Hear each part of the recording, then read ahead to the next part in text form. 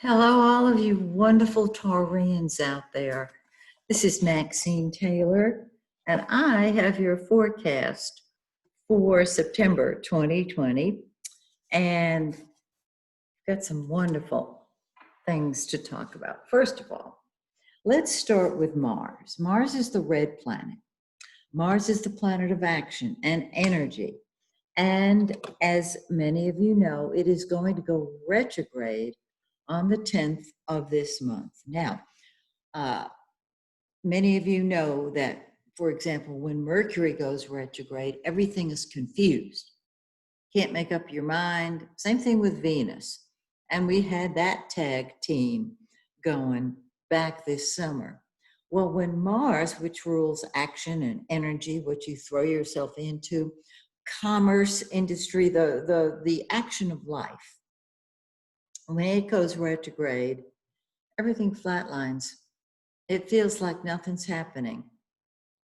And that's the truth. Nothing is moving forward. You can't make traction the way you do when it's not retrograde.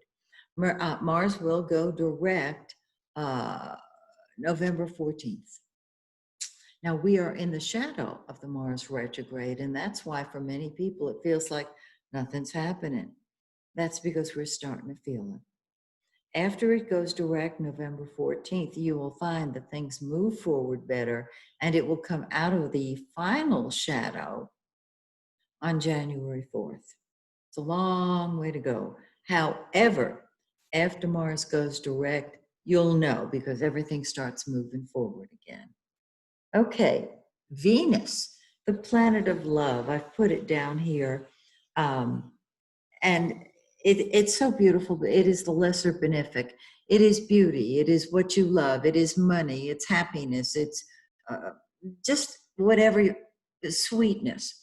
It's been in your third house. And so your mind has been active. You may have been thinking in terms of visiting people. You might have loved talking on the phone or online with your friends.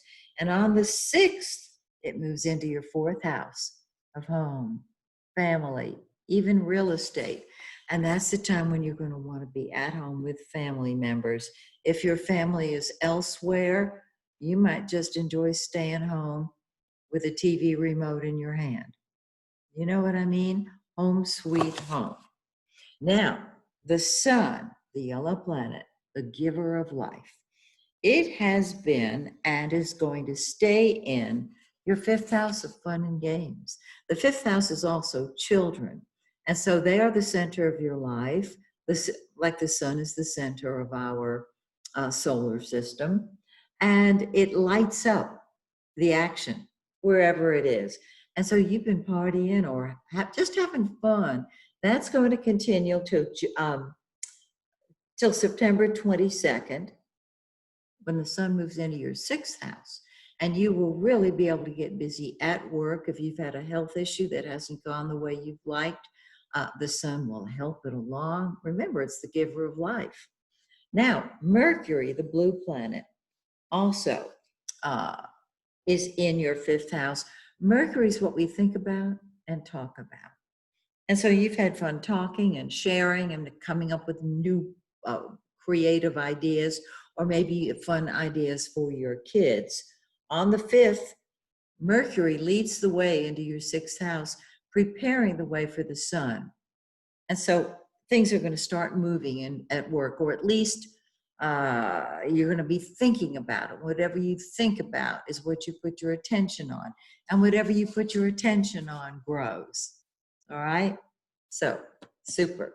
And then on the 27th, Mercury moves into your seventh house of partnership, the public, getting out there and being with people. So have a ball. Now, the full moon is September 2nd, and everything comes to a head on the full moon. Well, it's in your 11th house of friends and group activities. So it is time to rejoin that humanitarian group that you belong to. It's time to renew acquaintance with your friends and to be with them. This is a wonderful time to do something that helps the whole. And then 2 weeks later, after the dark of the moon, we have a new moon on the 17th, which puts the attention right back into your fifth house of fun and games and maybe children. These eclipses, let me tell you where they are, so those of you who have a copy of your chart can look at your birth chart. The full moon on the 2nd is going to be in 10 Pisces. Find 10 Pisces in your birth chart. Combine it with this forecast, because this is the solar forecast, and the two together are just wonderful. That will tell you where things come to a head. That's the full moon. Then the new moon on the 17th is in 25 of Virgo. Find 25 of Virgo in your birth chart, because that's where things start moving forward. So that is your forecast. I hope you enjoy it, and I hope I'll see you next month. My full moon ceremony, of course, is going to be on my YouTube channel, and probably everywhere else where people share it. And I'll probably have it up on the 1st of September. So just a couple of days from now. So again, till next month, may the stars shine brightly on you and yours. Bye for now.